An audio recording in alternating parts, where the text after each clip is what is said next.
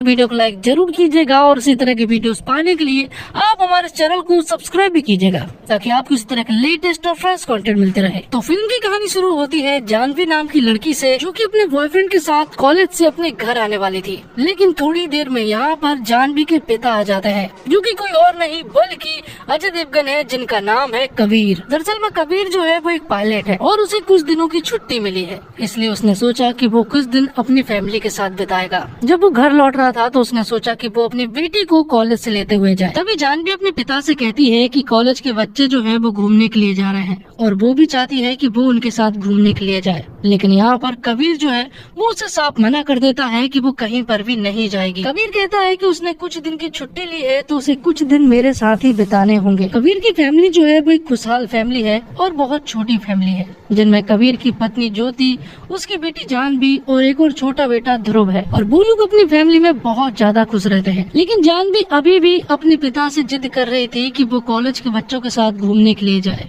इसलिए यहाँ पर कबीर को मानना पड़ता है और वो जानवी से कहता है कि मुझे सारे ट्रेवलर्स की डिटेल्स चाहिए, लेकिन उससे पहले वो लोग हमारे फार्म हाउस में कुछ दिनों के लिए रहने के लिए जाएंगे। तो वो अगले दिन फार्म हाउस के लिए निकल पड़ते हैं। तो बीच रास्ते में वो एक रेस्टोरेंट में रुकते हैं, वहाँ पर कुछ खाना वगैरह ऑर्डर करते हैं, लेकिन जानवी वो नहीं खाती है क्योंकि वो काफी ऑयली था। तब यहाँ पर हम बनराज नाम के आदमी को देख पाते हैं, जो कि कबीर की थोड़ी हेल्प कर देता है क्योंकि कबीर के पास छुट्टे पैसे नहीं थे। जिसके बाद बनराज जो है वो जानवी के पास आकर बैठ जाता है और जो वो ऑयली खाना नहीं खा रही थी वो उसमें कुछ चीजें मिला देता है और कहता है कि अब इसे खा लो। जिसके बाद जब जानवी खाना शुरू करती है तो वो पूरा का पूरा खाना खा जाती है। बनराज यहाँ पर जानवी को कुछ बिस्किट भी देता है और कहता है कि इसे घर जाकर खा लेना और किसी को भी मत देना। अब कबीर की पूरी फैमिली जो है वो फार्म हाउस पहुँच चुकी थी। वहाँ पर पहुँचने के बाद वो पूल में मस्ती करने लगते हैं और खूब इंजॉय करते हैं। लेकिन तभी यहाँ पर वो लोग देखते हैं कि उनके दरवाजे पर कोई है और वो कोई और नहीं बल्कि बनराज ही होता है, जिससे वो लोग हाल ही में रेस्टोरेंट में मिले थे। यहाँ पर बनराज उनसे कहता है कि मेरे मोबाइल के सिग्नल चले गए हैं और उसके मोबाइल की बैटरी भी डेड हो चुकी है, इसलिए मैं चाहता हूँ कि मैं आपके लैंडलाइन से कॉल कर लूँ अपनी बेटी के पास ताकि वो मुझे यहाँ पर लेने के लिए आ जाए। तो क्योंकि वो एक मेहमान है और उसने रेस्टोरेंट में उनकी मदद भी की थी, इसलिए यहाँ पर कबीर भी उसकी मदद करने लगता है और उसे अपने घर पर बैठालता है। उसका मोबाइल चार्ज पर लगाया जाता है। लेकिन ये सारी चीजें देखकर ज्योति जो है वो कबीर के ऊपर भड़कती है। वो कहती है कि हमें किसी अनजान शख्स के ऊपर इतना भरोसा नहीं करना चाहिए, वो हमारे घर तक आ चुका है और वो हमारे साथ कुछ भी कर सकता है। लेकिन यहाँ पर कबीर उससे कहता है कि मेहमान भगवान का रूप होता है और हमें उसकी मदद करनी चाहिए। दूसरी तरफ हम देखते हैं कि बनराज ने यहाँ पर जानवी को पूरी तरह से बस में कर लिया था। वो उससे सारे रहस्य पूछने लगा था, जैसे कि उसके बॉयफ्रेंड के बारे में और उसके टूर के बारे में, जो कि वो कहीं पर जा रहे थे। बनराज यहाँ तक कि जानवी से उसके घर वालों के भी सारे रहस्य पूछ लेता है। तो अब यहाँ पर बनराज को उनके बारे में सब कुछ मालूम था। अब थोड़ी देर के बाद ज्योति और कबीर जैसे ही नीचे आते हैं तो वो देखते हैं कि जानवी जो है वो बनराज की सारी बातें मान रही है। ये सारी चीजें देखकर वो दोनों हैरान रह जाते हैं कि आखिर ऐसा कैसे हो सकता है। लेकिन अब बहुत हो चुका था, इसलिए कबीर बनराज से कहता है कि जो भी काम होना था हो गया, इसलिए अब तुम्हें यहाँ से जाना होगा। लेकिन बनराज कहता है कि वो यहाँ से नहीं जा सकता है और उसे तुम यहाँ से निकाल भी नहीं सकते हो, चलो तो कोशिश कर लो। जिसके बाद कबीर उसका हाथ पकड़कर बाहर निकालने लगता है। लेकिन तभी बनराज जानवी से कहता है कि अपने पिता से कहो कि मुझे रोको और मुझे कहीं भी मत जाने दो। जिसके बाद जानवी उसके सामने आती है और उसे रोकती है और कबीर को धक्के मारते हुए पीछे कर देती है और कहती है कि अंकल यहाँ से कहीं भी नहीं जाएंगे। अब ये चीजें सुनने के बाद कबीर और ज्योति पूरी तरह से शॉक्ड रह जाते हैं और बनराज जाकर फिर से सोफे पर बैठ जाता है। बनराज यहाँ पर कबीर को बताता है कि तुम्हारी बेटी मेरी पूरी तरह से बस में है, मैं जो भी बोलूँगा वो करेगी। लेकिन उन्हें सब मजाक लग रहा था, इसलिए बनराज यहाँ पर जानवी से कहता है कि वो चाय पत्ती के पैकेट को खा जाए। जिसके बाद वो चाय पत्ती के पैकेट को खोलती है और चाय पत्ती को खाना शुरू कर देती है। ये देखकर जानवी की माँ ज्योति पूरी तरह से घबरा जाती है और वो जानवी को ये सब करने से रोकती है। तो बनराज यहाँ पर जानवी के पेरेंट्स से कहता है कि अगर मैंने जानवी को कुछ करने को कहा और अगर उसने नहीं किया तो मैं फिर उससे और भी कुछ बड़ा करवाऊंगा। तो यहाँ पर बनराज जो है वो जानवी को थप्पड़ लगाने को कहता है, वो भी खुद को। जिसके बाद जानवी ऐसा ही करती है और खुद को 2-3 थप्पड़ लगाने लगती है। ये देखकर फिर से जानवी और कबीर जो है वो हैरान थे कि आखिर ऐसा कैसे हो सकता है। थोड़ी देर के बाद बनराज यहाँ पर जानवी से कहता है कि रोने लगो, तो जानवी रोने लगती है और यहाँ पर बनराज फिर उससे कहता है कि रोते रोते हंसने लगो और फिर बीच में मिक्स कर दो। जिसके बाद जानवी ऐसा ही करती है, वो हंसती भी जाती है और रोती भी जाती है। अब इन सब चीज से परेशान होकर यहाँ पर कबीर कहता है बनराज से कि तुम्हें जो भी चाहिए हम देने के लिए रेडी हैं, लेकिन तुम ये सब रोक दो। तो यहाँ पर बनराज कहता है कि मुझे तुम्हारी बेटी चाहिए, वो मेरे पूरी तरह से बस में है और मुझे बस अनुमति चाहिए जानवी को यहाँ से ले जाने के लिए। अगर अनुमति दे देते हो तो जानवी को कम प्रॉब्लम होगी, लेकिन अगर अनुमति नहीं देते हो तो प्रॉब्लम बहुत ज्यादा बड़ी हो सकती है। लेकिन कबीर साफ मना कर देता है। तो बनराज जानवी से कहता है कि इसी बात पर अपने पिता को एक जोरदार झापड़ लगाओ। और ये सुनने के बाद जानवी तुरंत ही अपने पिता को झापड़ लगा देती है, क्योंकि बनराज ने उससे ये सब करने को कहा था। तो अब देखा जाए तो जानवी के हाथ में कुछ भी नहीं है, वो बस एक कठपुतली है बनराज की। जो भी बनराज कहेगा वो सब कुछ जानवी को करना ही पड़ेगा। कबीर यहाँ पर बनराज से कहता है कि तुम्हें ये सब कुछ करने से क्या मिल जाएगा। तो यहाँ पर बनराज कहता है कि मैं एक शैतान हूँ, भले ही मैं तुम्हें शैतान की तरह दिख नहीं रहा हूँ, लेकिन जो चीज दिखती नहीं है वो जरूरी नहीं कि वो होती ही नहीं है। मुझे तुम्हारे मुँह से सिर्फ ये सुनना है कि तुम हमारी बेटी को लेकर जा सकते हो, क्योंकि अगर ये तुमने नहीं कहा तो शायद भविष्य में जानवी के सामने तुम्हारा प्यार आ सकता है और वो वशीकरण से मुक्त हो सकती है। इसलिए मुझे सिर्फ और सिर्फ तुम्हारी अनुमति चाहिए, और अगर वो नहीं दोगे तो जानवी को बहुत ज्यादा तकलीफ होगी। लेकिन कबीर अभी भी मना ही कर रहा था। तब ये सुनने के बाद बनराज जानवी को एक लात मारता है, लेकिन ये बहुत ज्यादा हो चुका था और कबीर के बर्दाश्त से बाहर निकल चुका था, इसलिए वो यहाँ पर बनराज को बुरी तरह से मारने लगता है। लेकिन तभी बनराज जानवी से कहता है कि वो अपने छोटे भाई ध्रुव को बुरी तरह से जख्मी कर दे। और ये सुनने के बाद जानवी अपने छोटे भाई के सर को एक पिल्लर में दे मारती है, जिस वजह से वो बुरी तरह से घायल हो जाता है।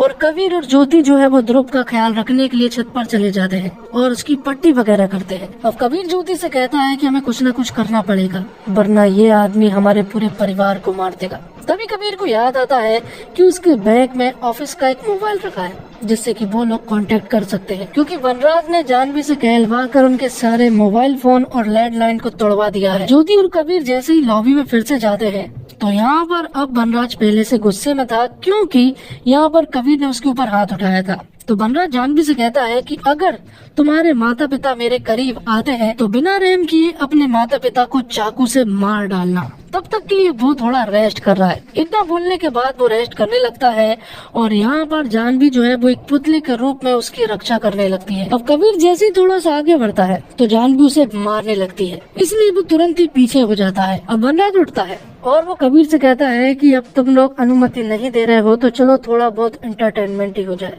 इसलिए वो सॉन्ग बजाता है और जानवी को नाचने को कहता है। बहुत देर तक जानवी नाचती है, वो थक जाती है, इसके बावजूद वो नाच रही थी क्योंकि वो वशीकरण में थी। बनराज यहाँ पर जानवी को तकलीफ दे रहा था और वो बस यही चाह रहा था कि उसके माता पिता अनुमति दे दे जानवी को यहाँ से ले जाने के लिए, लेकिन वो अनुमति नहीं दे रहे थे। जिस पर बनराज कहता है कि अगर तुम अनुमति नहीं दोगे तो ये गेम जो है वो और भी ज्यादा डेंजरस होता जाएगा।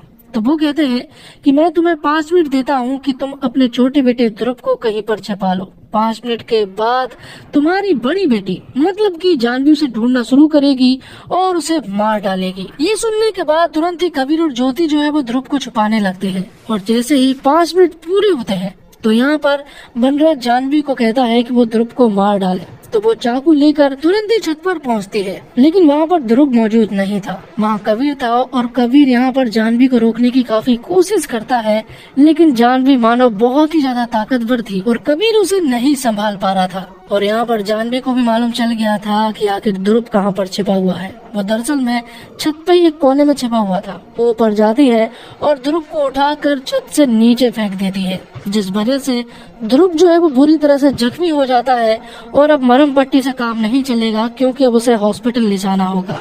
इसलिए यहाँ पर कबीर और ज्योति को कहना ही पड़ता है कि वो हमारी बेटी को ले जा सकता है, क्योंकि उन लोगों को अपने बेटे की भी जान बचानी थी, इसलिए उन्होंने अनुमति दे दी थी। लेकिन जाने से पहले कबीर एक आखिरी बार अपनी बेटी जानवी से मिलना चाहता था वो उससे गले मिलता है और इसी बहाने वो उसके जेब में अपना ऑफिस वाला मोबाइल फोन डाल देता है और लोकेशन भी ऑन कर देता है, जिसके बाद वनराज जानवी को अपने साथ ले जा लेता है। और यहाँ कबीर अपनी पत्नी ज्योति से कहता है कि वो ध्रुव को हॉस्पिटल ले जाए, तो ज्योति ध्रुव को हॉस्पिटल ले जाने लगती है। और यहाँ पर कबीर जो है वो वनराज का पीछा करने लगता है, क्योंकि कबीर को मालूम है कि वो लोग कहाँ पर जा रहे हैं, क्योंकि कबीर ने जानवी के जेब में एक मोबाइल फोन डाल दिया है और उसका लोकेशन भी ऑन है। और अब वो उसे ट्रैक करते हुए बनराज के अड्डे पर पहुंच रहा है।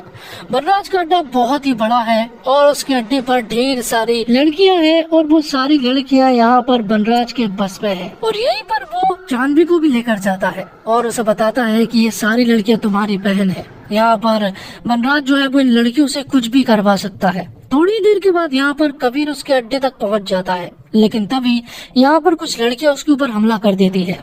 तब यहाँ पर कबीर उनसे लड़ते हुए आगे पहुंचता है, लेकिन आगे जाकर ढेर सारी लड़कियां उस पर अटैक कर देती है और उसे बुरी तरह से जख्मी भी कर देती है। लेकिन अब मरते हुए कबीर यहाँ पर बनराज से कहता है कि उसके एक लास्ट ख्वाहिश है और वो ख्वाहिश ये है कि वो अपनी बेटी के हाथ मरना चाहता है। तो बनराज उससे कहता है कि ये इच्छा तो मैं तेरी पूरी कर ही सकता हूँ। जिसके बाद जानवी जैसे ही उसकी तरफ आगे मारने के लिए आती है, तो यहाँ पर कबीर जो है वो उसके कान के आर पार एक कैंची को डाल देता है, जिस वजह से वो बहरी हो जाती है।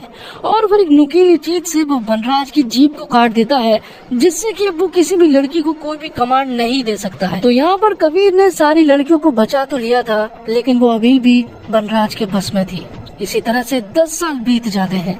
10 साल के बाद हम देखते हैं कि कबीर ने बनराज को एक खुफिया जगह पर रखा था। उसने उसे काल कोठरी में रखा था, जहाँ पर कि बनराज की हालत बहुत ही ज्यादा गंदी थी। और कबीर यहाँ पर बनराज को सड़ी गली चीजें खिलाता था। उसी तरह से जिस तरह से उसने उन लड़कियों की जिंदगी खराब की, उसी तरह से कबीर यहाँ पर बनराज की जिंदगी को खराब कर रहा था। आखिर में हम जानवी को देखते हैं, जिसकी हालत भी बहुत ही ज्यादा खराब थी। वो बस एक जिंदा लाश थी और उसके चेहरे पर एक छोटी सी स्माइल थी, जिसे देखकर हमें मालूम चलता है कि जानवी पिछले 10 सालों से ऐसे ही है। और ऐसा लगता है कि शायद जानवी जिंदगी भर ऐसे ही रहेगी। वो इसलिए क्योंकि बनराज ने जानवी को वशीकरण से मुक्त नहीं किया था। और यहाँ पर हमें कबीर की फैमिली के बारे में भी नहीं बताया गया। दरअसल में ज्योति जब ध्रुव को लेकर हॉस्पिटल जा रही थी, तो शायद बीच में उनका एक्सीडेंट हो गया था, जिस वजह से शायद उन दोनों की ही जान चली गई थी। लेकिन फिल्म में ऐसा कुछ भी नहीं दिखाया गया। बस इतना बताया गया कि कबीर के साथ अब उसकी पत्नी ज्योति और उसका बेटा ध्रुव नहीं है। तो दोस्तों, डायरेक्टर विकास बहल ने 2023 में आई गुजराती मूवी बस का रीमेक शैतान बनाया। क्वीन जैसी फिल्म बना चुके विकास के लिए अच्छी फिल्में बनाने की उम्मीद हमेशा से फैंस को रहती है। शैतान में भी उनकी मेहनत नजर आती है। ये फिल्म काफी रहस्यमय ढंग से शुरू होती है, फिर हाई नोट पर जाती है और माधवन की एंट्री के बाद इसकी वाइब एकदम बदल जाती है। वहीं से फिल्म दिलचस्प चीजें की शुरुआत होती है। विकास बहल जानते हैं कि उन्हें फिल्म को किस दिशा में लेकर जाना है। उनकी फिल्म में सस्पेंस है, ड्रामा है और बहुत सारी काले जादू वाली सैडी फीलिंग है। लेकिन फिल्म में कुछ कमियां भी है, जैसे उसे पुलिस क्यों नहीं पकड़ पाई, जबकि वह दिन के उजाले में मस्ती से घूमता है। और बनराज जब कबीर की बेटी को अपने बस में कर लेता है, तो कबीर क्यों कुछ नहीं कर सकता। वह अपनी बेटी के साथ यह होते हुए देख घबरा जाता है, लेकिन इसके बाद वह एक्शन लेने में काफी समय ले लेता है। हालांकि कमियां ऐसी नहीं है जो फिल्म देखते समय बाधक बने। मनोरंजक से परे तर्क की कसौटी पर फिल्म को परखा जाए तो फिर फिल्म से आप सहमत नहीं हो सकते, क्योंकि ये काला जादू या वशीकरण अंधविश्वास वाला विषय है। और अजय देवगन दृश्यम की तरह अपने परिवार को प्रोटेक्ट करने वाले व्यक्ति की भूमिका को आगे बढ़ाते दिखे। दृश्यम में अपने बुद्धि के बल पर बाजू पलट देते हैं, जिसका शैतान में कमी महसूस होती है। हालांकि उनका अभिनय अच्छा है। अगर माधवन ने अपने किरदार को मजे लेकर अभिनय किया है, उन्हें इस तरह का मैदान पहली बार मिला जिस पर वे जम कर खेले और दर्शकों में सराहना पैदा करने में कामयाब रहे। जानवी के रूप में जानकी प्रभावित करती है, क्योंकि उनका किरदार कठिन था। कबीर की पत्नी के रूप में ज्योतिका ने ठीक ठाक काम किया। वही बात करें ज्योतिका की, तो जानवी के माँ का किरदार बखूबी निभाया। अजय ने उस पिता का किरदार निभाया जो अपने परिवार के लिए कुछ भी कर सकता है, किसी को भी मार सकता है, जैसे कि हम दृश्यम फिल्म में देख चुके हैं।